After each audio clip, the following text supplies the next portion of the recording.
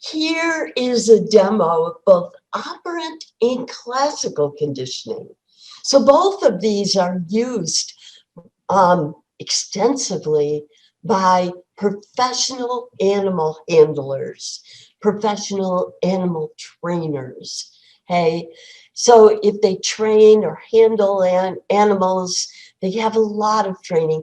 At the top of the line, you can get a PhD, right, in using the skills of operant conditioning to, for instance, work training dogs for some higher purpose. Now, we also can see an example of that if we simply train a dog to do a trick, right?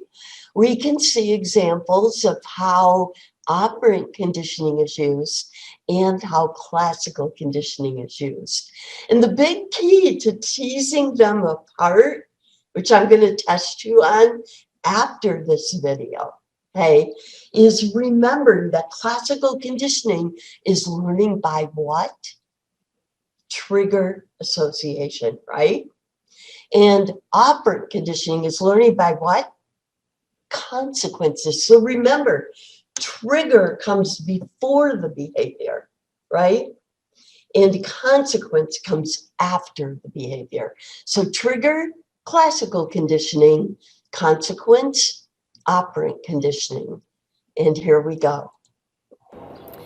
Psychology in action.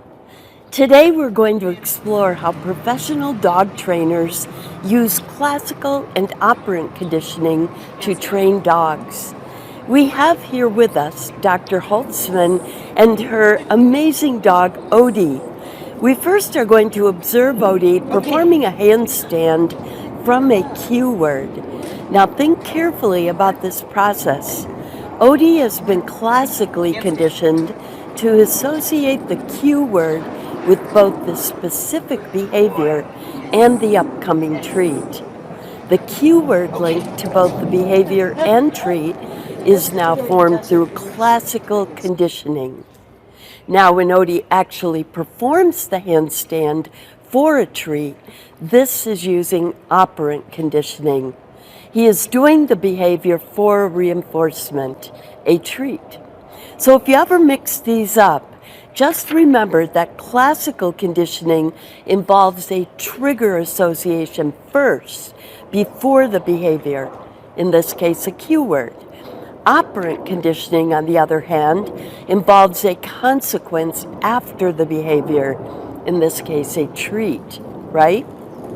So here we go. Odie performing a handstand from a cue word. Sometimes dogs are taught pretty complex behaviors that require many steps to complete. In this case, often clicker training is used. The clicker sounds like this.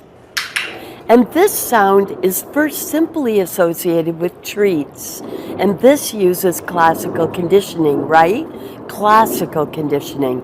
Because now you are wanting to prompt the rest of the behavior, and the click is coming before the remaining behavior steps.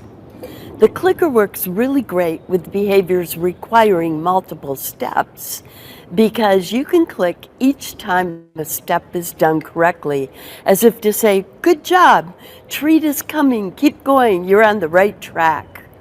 So let's see Odie demonstrate clicker training with a stacking task. Okay, oh, get it.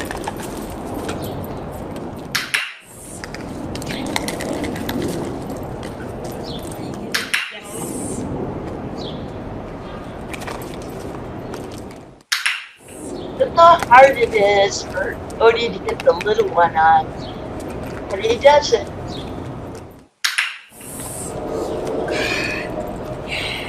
And this concludes our Psychology in Action demo today. Okay, so let's see how you do on these. Say a dog is trained to give you a high five for a treat. Is that an example of classical conditioning or observational learning? Take a guess.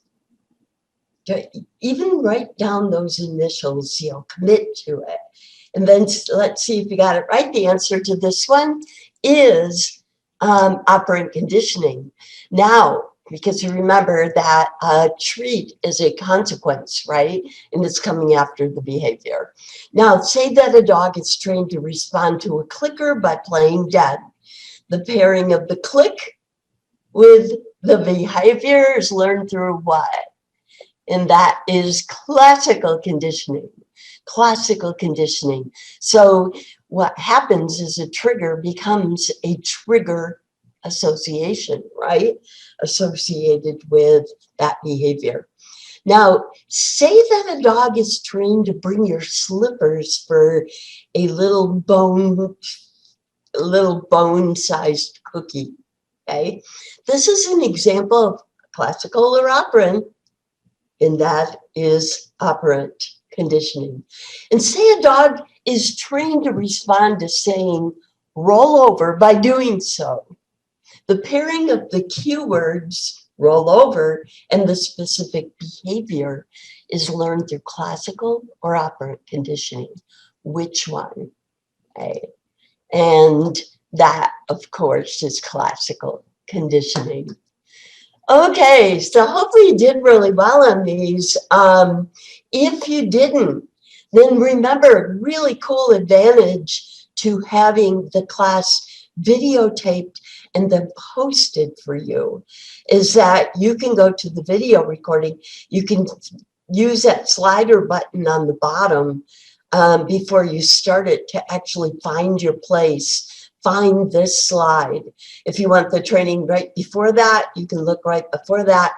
Or if you want the answers right after, the question and answer practice, you'll get it right after this video. So, and I've always have it up by noon the next day, but you might have noticed that oftentimes it'll even be up by some point this evening, Tuesday evening of class.